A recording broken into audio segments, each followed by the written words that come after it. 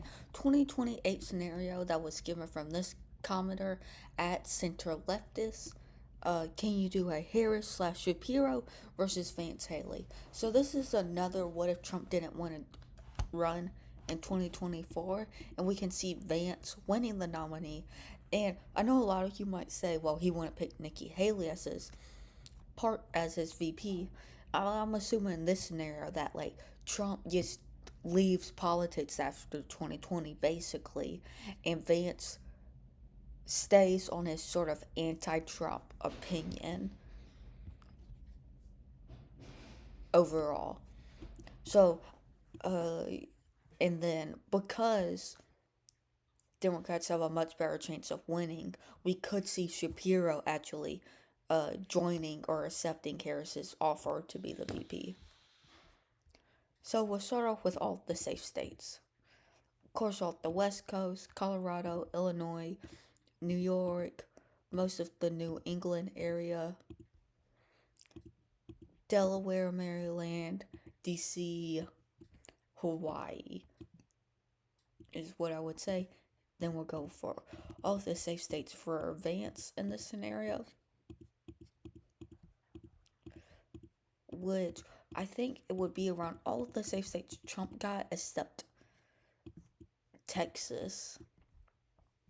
Let's get into the likely. Of course, Texas will be likely. I think around that 10% margin Trump got back in 2016.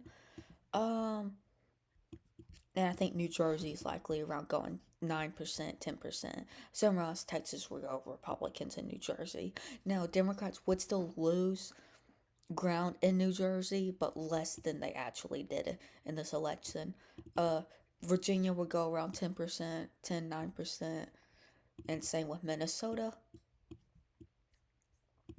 Why we see, and same thing with New Mexico.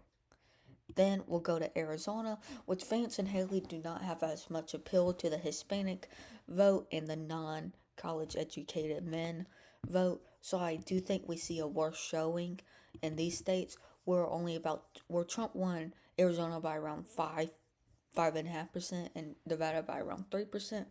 I think Haley and Vance would only win it by around 2% each. We can say the same about North Carolina. And then maybe just by a little bit here on 2024 election map. Let's go this one. Let me check. How much did Trump win North Carolina? About 30%. Okay, just looking around. Okay. What state was? Oh, Georgia. Trump won it by about 1.5%. So I could see maybe Harris and Shapiro taking it, but I'm not too sure. I do think they take Pennsylvania in this scenario because Shapiro is able to flip 1.7% of voters around independent voters to take that. Do think New Hampshire's likely they take that. Maybe a little bit less than likely.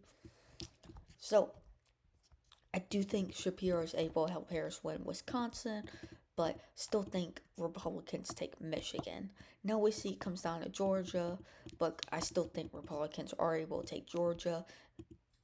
And as we see, it was still close, but I think this is a better showing for Democrats and leads them into a stronger 2026 midterm.